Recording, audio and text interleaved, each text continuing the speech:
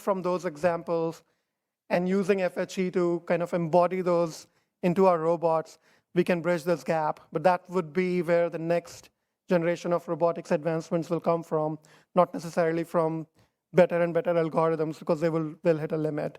So we will need this next level of inspiration to embody that intelligence into the material itself. And I think all of us in the room are uniquely equipped to help with this transition. So that's kind of the inspiration I wanted to share with you all today. Yeah, thank you.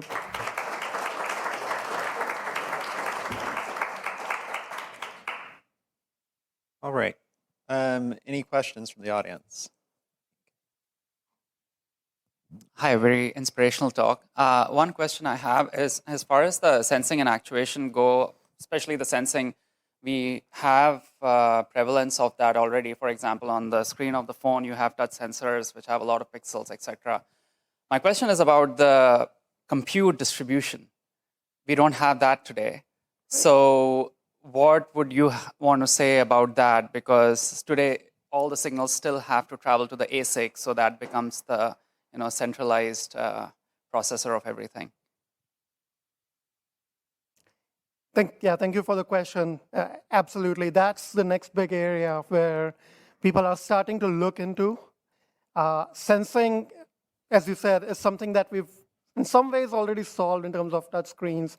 When it comes to compute, one area which is kind of very interesting for people in soft robotics is reservoir computing. So this is an area where we're looking at, can you exploit the rich dynamics of the structure itself to do some amount of computing? It may not be everything you want, but just like human body, like when you touch something, 99% of the job could be done right there, but there's 1% that would still go to your brain for more detailed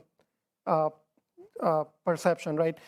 So similarly in robotics, with reservoir computing, you may be able to take a very large amount of raw data and shrink it down to a few features that you want to then send to a central processor.